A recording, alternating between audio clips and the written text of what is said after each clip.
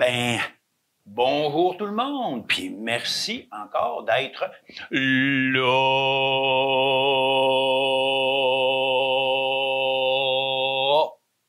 pour le compte du jour, pour aller au-delà des comptes. Oui, 23e capsule, 23e compte. C'est sûr que oui, aller au-delà des décomptes, sans les nier, hein, les décomptes, ils sont là, puis on voit que chaque jour, les décomptes ajoutent à leur compte, on dirait.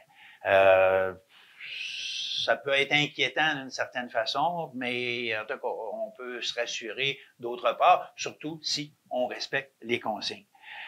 Mais c'est pour ça que c'est important de jeter un regard ailleurs que ça.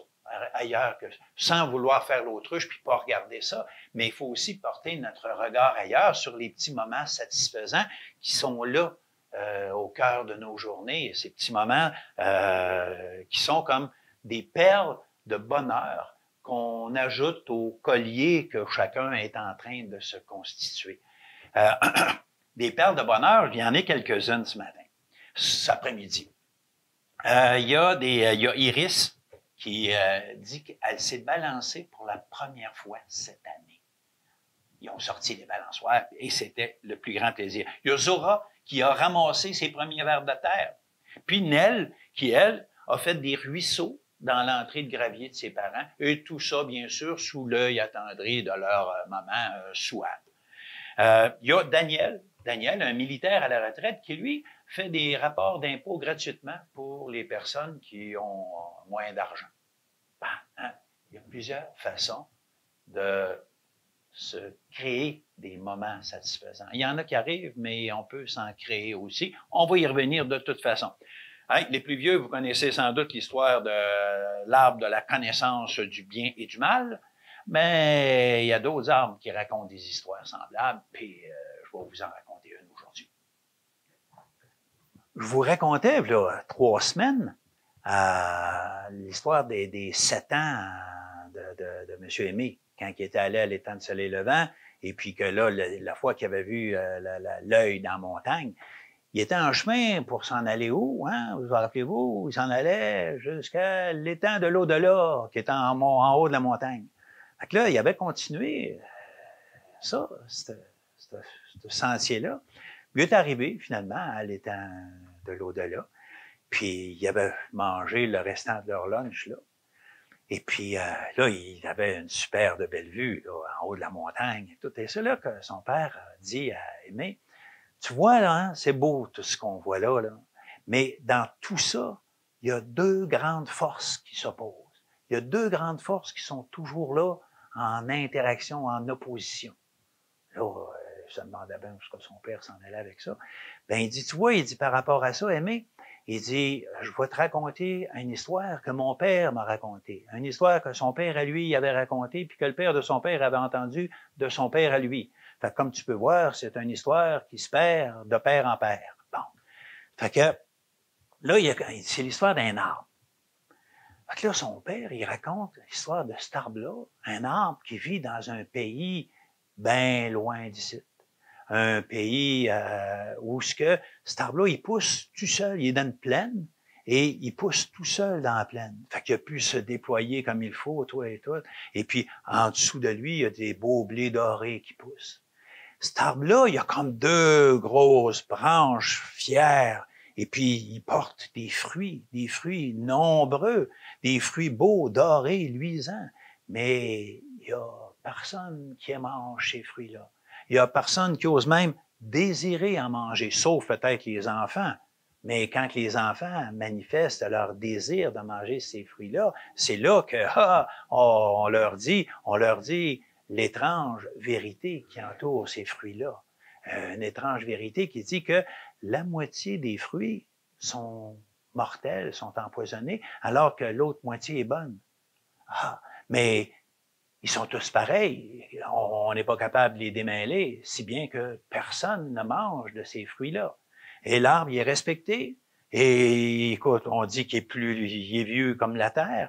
Cet arbre-là, il va servir de confident à ceux qui s'ennuient. Va servir, il y a les femmes qui sont stériles, qui vont aller prier l'arbre pour devenir fertile. Même les animaux vont l'approcher pour chanter, pour hurler autour de lui. Mais jamais personne ne mange de ses fruits. Là, il est arrivé un été très chaud, sec, un automne pareil, pas de pluie, un hiver glacial et tout, si bien que pas grand-chose qui a poussé autour pour nourrir les gens. Il y a une famine qui s'est répandue.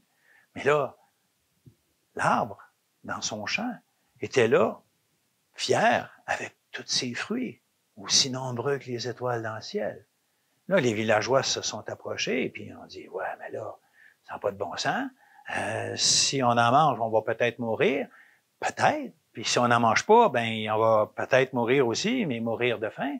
Mais là, il y en a qui ont essayé d'interroger le feuillage, et puis ça répondait pas, puis non, il n'y avait pas. C'est là que un homme et son fils malade se sont approchés des villageois.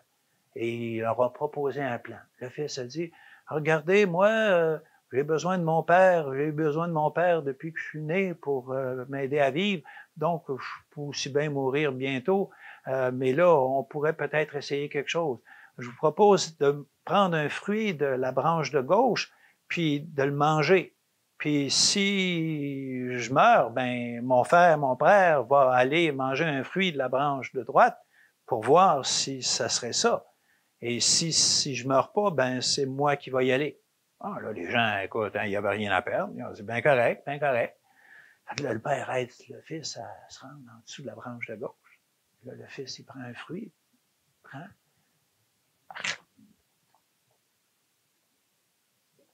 avale, attend un peu, une minute. Il se passait rien. Il se passait rien. Ah! Il dit, je vais aller valider. Là, son père l'aide, s'en va en dessous de la branche de droite. Là, il prend un des fruits, l'amène à sa bouche. Il savait qu'il pouvait peut-être être mortel. Le croquer, il l'a mâché un peu plus longtemps avant de l'avaler. L'a avalé. Ben, ça n'a pas pris une minute qu'il est tombé, mort, comme ça, sur la terre, en dessous de l'arbre.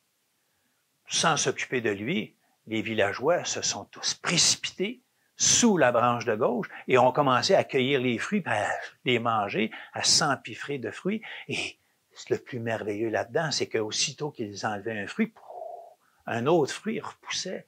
Et ils ont pu manger comme ça pendant 3 jours. Pendant 3 jours, ils se sont repus des bons fruits de l'arbre, sans crainte, maintenant. Et là, quand ils s'arrêtaient puis qu'ils regardaient la branche de droite avec ses fruits qu'ils savaient maintenant empoisonnés, ils se disaient, ah, quand on a vécu des années avec cette crainte-là, oh, Seigneur, on aurait pu. Puis là, il y en a qui se sont mis à nourrir une certaine colère face à cette branche-là. Et là, il y en a qui ont proposé, ben, on va la couper. C'est dangereux. Et là, tout d'un coup, là, les enfants nous ont vu manger, ils en ont mangé avec nous autres des fruits, et tout à coup, il y en a qui vont cueillir de ces fruits-là par mégarde et tout, là, c'est dangereux. Qu'est-ce que vous diriez si on la coupait au ras du tronc? Ben oui, ils ont décidé donc de couper la branche au ras du tronc. Hey, ils l'ont fait avec joie, hein, une joie pleine de vengeance et tout. Ils ont coupé la branche et tout. Et là, ils étaient bien contents. Ben, le lendemain, quand ils se sont réveillés, les villageois ont constaté que la branche de gauche, tous ses fruits étaient tombés sur le sol et pourrissaient. Ses feuilles étaient noircies et racornies, son écorce noircie, elle aussi. Les oiseaux avaient fui l'arbre. L'arbre était mort. Là, son père arrête là-dessus. Puis là, il demande à Aimé. Puis Aimé, qu'est-ce que mon père voulait me faire comprendre en me racontant cette histoire-là, tu penses? Là, Aimé, il était comme un petit peu surpris. Il s'attendait à ce que l'histoire continue, bien sûr. Alors, il réfléchit, puis là, il repense à tout ce que ses parents y avaient dit, puis ce que son père y avait dit avant. Puis il dit, c'est que le bien puis le mal marchent toujours ensemble comme 2 frères, comme un couple d'oiseaux. Ah, sa mère a dit, C'est une belle image que tu nous donnes là. C'est vrai, comme un couple d'oiseaux qui est toujours ensemble. Ouais. Le bien et le mal sont toujours là ensemble et ils font partie de la vie, ces deux forces-là qui s'opposent. Elle dit, j'en ai une autre pour toi. Elle dit une que mon grand-père m'a racontée, que Hibou Rêveur m'a racontée quand j'avais à peu près ton âge. J'avais passé du temps avec lui sur le bord du lac. Notre campement était un petit peu au nord de Manutanga-Sutana, la montagne qui tremble. Et puis, donc ce soir-là, on était on avait fait un feu, mais on était quitté le feu, puis on était assis sur le bord du lac. On regardait le reflet de la lune qui était dans le ciel, puis qui brillait sur le lac. Mon grand-père me racontait les étoiles. Il connaît pas leur langage, mais il connaît leur forme. Il me montrait la tortue, il me montrait l'ours, le serpent. Il me montrait qu'il y avait des animaux plein le ciel. Et là, quand il me racontait ça, tout d'un coup, j'ai entendu des loups qui hurlaient l'autre côté du lac. Là, j'ai demandé à grand-père, grand-père, c'est des loups hein, qu'on entend? Grand-père m'a dit, ben oui, c'est des loups, Nibi, t'es bonne, tu connais le chant des loups. Oui. Là, je lui ai demandé, mais ces loups, grand-père, ils sont-ils dangereux là, pour toi, pour moi, puis pour les membres de notre clan? Ah! Là, grand-père m'a répondu, ben non, Nibi, ces loups-là, ils sont pas dangereux. Ben, ils sont bien moins dangereux que les deux loups qui habitent à l'intérieur de toi, puis qui habitent à l'intérieur de moi, puis qui habitent à l'intérieur de chacun des membres de notre clan. Ah! Il y a des loups à l'intérieur de moi. Il dit, ben oui. Il y en a juste deux. Oui, il y en a juste deux. Elle dit, elle dit que vu que le ciel était plein d'animaux, puis que la terre aussi, peut-être qu'il pouvait en avoir plus à l'intérieur de moi. Mais grand-père me dit, non, il y en a juste deux.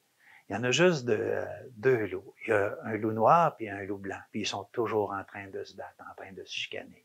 Puis il dit, ton loup noir, il se nourrit de ta colère, de ton envie, de ta jalousie, de tes mensonges. Puis ton loup blanc, lui, il se nourrit de ta franchise, de ta générosité, de ta bienveillance. C'est là que j'ai demandé à mon grand-père, mais lequel qui va gagner? Lequel qui va gagner? Ben là, mon grand-père, il a pris un peu son temps. Puis il m'a dit, ben c'est facile, Nibi, c'est facile. C'est celui que tu vas nourrir le mieux. C'est celui que tu vas nourrir le mieux et qui sera le plus fort qui va gagner. Ben, sa mère, elle a dit, tu vois, Aimé, depuis que mon grand-père m'a raconté ça, moi, j'essaye de nourrir mon loup blanc le mieux possible. Puis M. Aimé me disait que lui aussi, depuis qu'il a raconté ça, ben, il fait pareil. C'est sûr qu'il y a des bouts, c'est pas évident, que le loup noir hurle fort par bout, mais il s'agit d'écouter aussi son loup blanc.